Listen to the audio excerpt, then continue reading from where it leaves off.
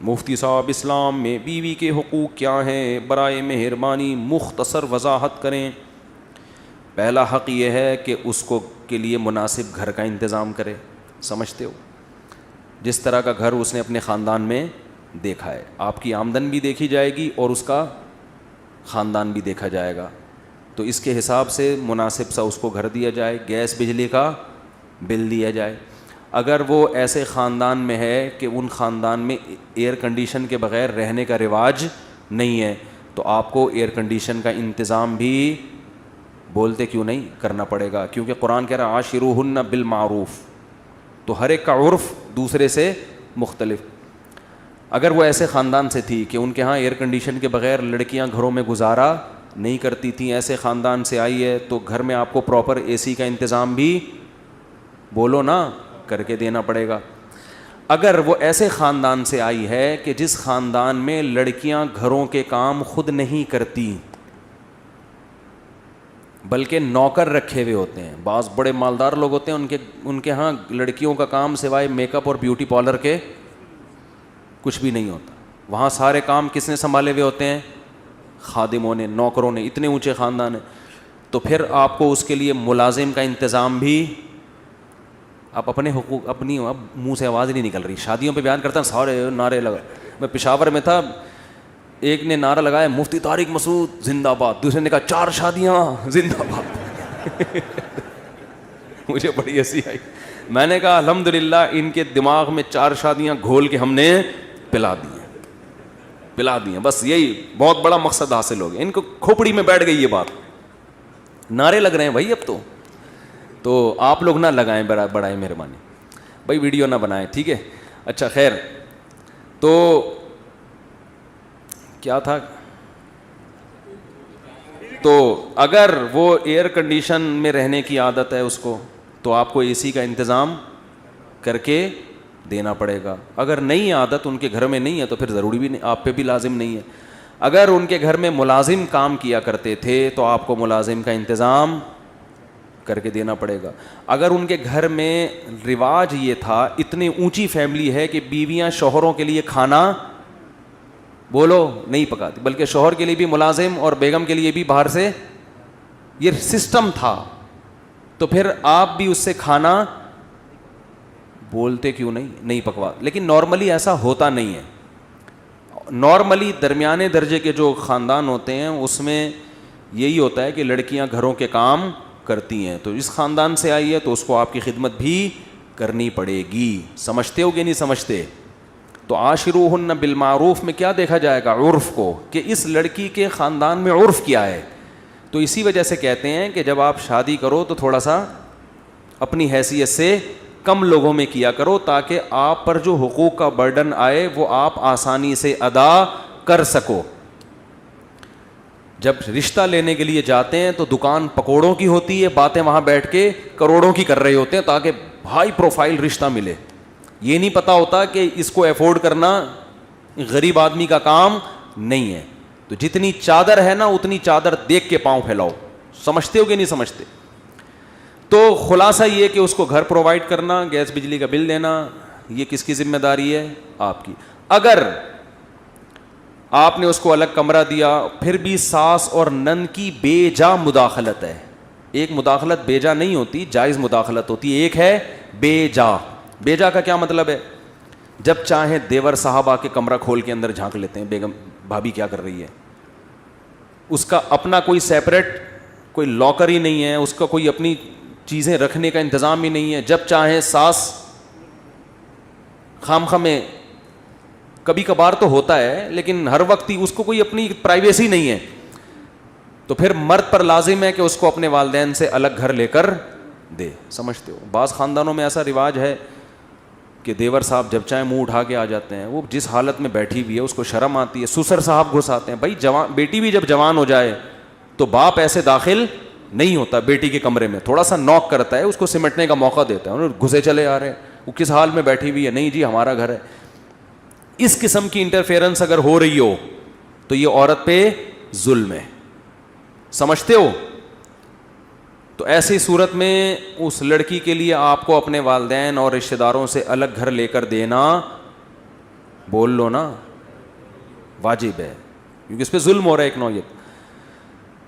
اور اگر اس طرح کا نہیں ہے حساب کتاب, نارمل جیسے سب گھر رہتے ہیں, تو پھر الگ کمرہ اور سیپریٹ اس کو جو اٹیچ باتھ روم جو ہمارے یہاں ہوتا ہے, اتنا پھر کافی ہے. لیکن اگر ظلم ہو رہا ہے اس کے اوپر دیوروں کی طرف سے, اس سے کام اتنا نہ لیا جائے جو اس کی حیثیت سے زیادہ ہو. بعض خاندانوں میں دیکھا ہے کہ 5 دیور ہیں, سب کے کپڑے دھونا ایک اکلوتی بھابھی کے ذمے, سب کا کھانا پکانا اس اکلوتی. دیہاتوں میں, گاؤں دیہاتوں میں بہت ہوتا ہے یہ, تو یہ بھی ظلم ہے.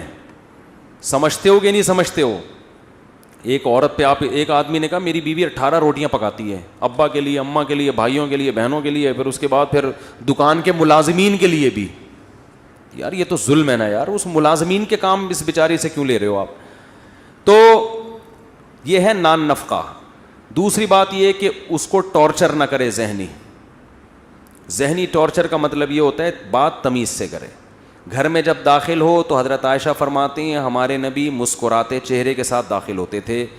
آج بہت سے میاں جب گھر میں داخل ہوتے ہیں تو ایسا لگتا ہے چنگیز خان نے بغداد پہ حملہ کر دیا ہے. چنگیز خان نے کیا کر دیا ہے؟ بغداد پہ حملہ کر دیا, اور بغداد کی اینٹ سے اینٹ بجا دی, خلافت کا خاتمہ کر دیا اس نے. تو جب آپ گھر میں آئیں تو کیسے؟ اور عورت کی بھی ذمہ داری ہے, جب یہ میاں آ کے مسکراہٹ دیے تو آپ نے بھی آگے سے مسکراہٹ کا جواب مسکراہٹ سے دینا ہے. وہ بھی جلی اور ٹھنی بیٹھی ہوئی ہوتی ہے, یہ کوئی ٹائم ہے آنے کا؟ وہ یہیں سے پڈا شروع ہو جاتا ہے. تو محبت کا کبھی کبھار اس سے اظہار کرے. ہمارے نبی امی عائشہ جہاں سے پانی پیا کرتی تھیں, گلاس میں, برتن میں, ہمارے نبی بھی وہیں سے منہ لگا کے پانی پیتے تھے. سمجھتے ہو؟ اور تھوڑی بہت اس کی خامیوں کو مرد کیا کرے؟ برداشت, کیونکہ نبی کی صحیح حدیث ہے کہ عورت پوری سیدھی نہیں ہو سکتی. اس کی خامیوں کو برداشت کرو گے تو گھر چلے گا. برداشت کی پالیسی ختم ہو گئی تو عورت 100% صحیح نہیں ہوگی بلکہ گھر ٹوٹ جائے گا.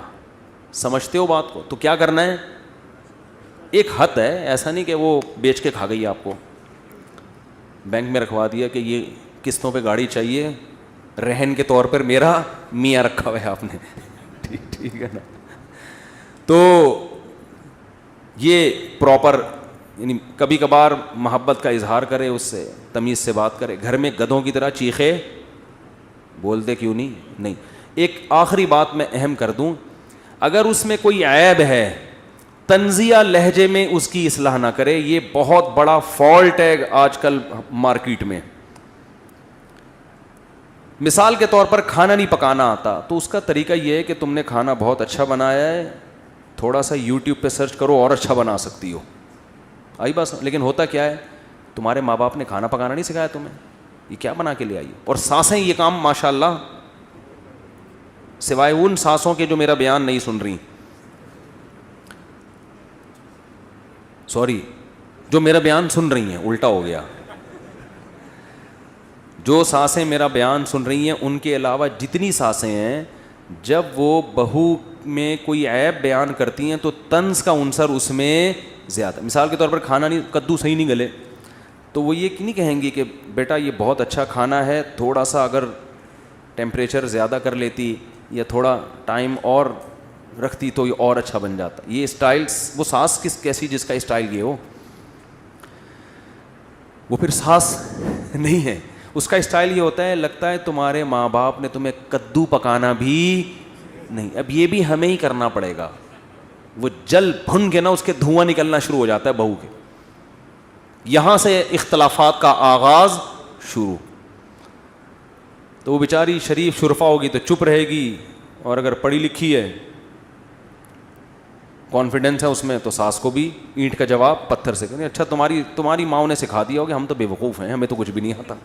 یہی کہے گی, ہاں تمہاری ماں نے تمہیں بہت کچھ سکھایا, ہم تو کیا ہیں, بے وقوف ہیں. یہ پھر اٹھا کے پلیٹ پھینکے گی, خود ہی پکاؤ, آئندہ میں نہیں پکا رہی, جاؤ. وہ جو مکھنچو ہے نا, جس نے میرے بیان سن کے شادی کی تھی, جب وہ شام کو گھر میں آئے گا تو کدو تو ویسے ہی نہیں گلے, وہ کھانا بھول جائے گا. پھر اماں سے پوچھے گا, ماں بتائے گی یہ اس نے مجھے بدتمیزی کی ہے, مجھے میری ماں کا تانا دیا ہے اس کو. اول ایک تو غلطی کی, کدو نہیں صحیح پکائے, گلائے نہیں, اوپر سے سوری کرنے کے بجائے کیا کر رہی ہے, پلیٹیں اٹھا اٹھا کے پھینک رہی ہے. وہ غیرت میں آئے گا, میری ماں جس نے مجھے جنا, جس نے مجھے دودھ پلایا ہے, جس کے مجھ پر احسانات, اور یہ آج جمعہ 8 دن نہیں ہوئی, یہ چاہتی ہے کہ میری ماں سے بدسلوکی کرے. یہ پہلے ہی چنگیز خان بن کے آیا تھا, اب یہ ہلاکو خان کو بھی ساتھ لے کے بیوی کے کمرے پہ اٹیک کرے گا. یہ کیا پڑا ہوا ہے دیواروں کے اوپر, یہ کیا ہے, یہ تماشا بنایا ہوا ہے. وہ یہ دیکھے گی کہ ایک تو میری ساس نے پہلے طنز کیا, اوپر سے میرے شوہر کو بھی میرے خلاف ورغلا رہی ہے, تو وہ دلائل کی دنیا میں جواب نہیں دے گی, وہ اپنی ساس کی کیا ہو جائے گی, دشمن. ابھی اس نے کدو کی پلیٹ پھینکی تھی, پورا پریشر کوکر اٹھا کے شوہر کے سر پہ جا کے پھوڑ دے گی. پھر شوہر مجھ سے پوچھے گا یہ کیا ہو رہا ہے مفتی صاحب, گھریلو مسائل حل نہیں ہو رہے, تو میں اس سے کہوں گا میں نے کہا تھا کہ جب شادی کرو تو گھر میں ہیلمٹ پہن کے جاؤ. میں پہلے ہی کہہ چکا ہوں کہ گھر میں کیا پہن کے جایا کرو, ہیلمٹ.